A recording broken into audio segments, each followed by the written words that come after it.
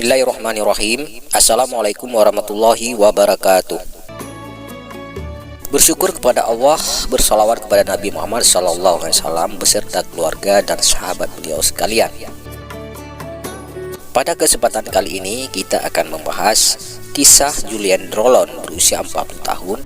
Ia yang berasal dari Nantes, Prancis.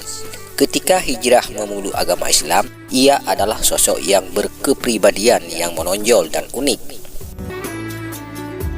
Julien telah berpindah-pindah ke sejumlah agama, mulai dari agama Buddha, Kristen, dan yang terakhir memilih agama Islam atau menjadi Muslim pada tahun 2012 yang lalu. Julien Drollon adalah seorang mualaf asal Prancis yang tinggal di Kuala Lumpur, Malaysia. Dia adalah mantan reporter internasional dan penyanyi sekaligus penulis lagu.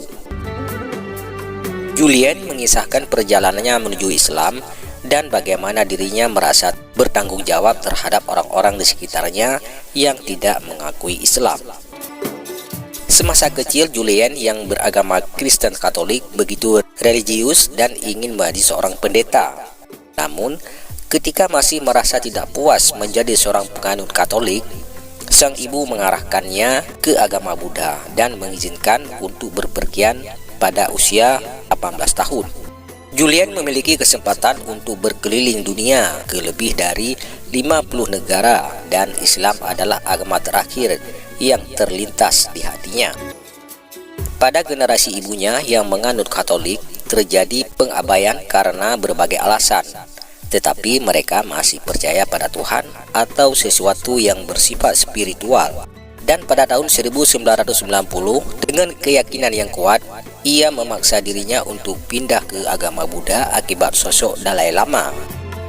Mereka menggunakan film untuk mempromosikan agama ini, dan Julien menyukai bagian meditasi damai dari Buddhisme yang sangat mirip dengan kesendirian dalam Islam.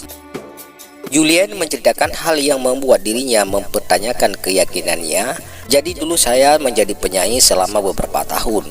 Ketika saya berada di Hong Kong untuk konser sebuah festival, saya bermain di depan penyanyi favorit saya. Saya bertemu dengannya dan dia menghadiri konser. Saya merasa sangat rendah hati dan berpikir pasti ada sesuatu yang tidak beres dalam hidup saya. Saya tidak tahu apa itu, tapi saya pikir saya tidak benar. Tiba-tiba sesuatu membuatku sadar. Saya memiliki kehidupan yang baik dan segalanya, tapi ada sesuatu yang hilang dalam hidupku. Saya tahu tidak menjalani hidup dengan cara yang benar. Saya tidak suka mengatakan apa itu jadi pemicunya.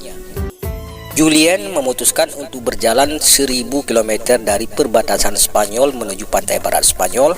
Dia menghabiskan waktu 30 hari. Itu adalah pengalaman yang baik karena saya mencoba merenungkan Tuhan. Saya bertemu banyak orang Kristen di sepanjang jalan.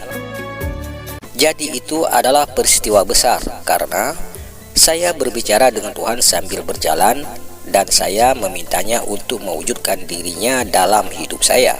Saya ingin menemukannya dan saya percaya bahwa berjalan adalah bagian dari proses tersebut.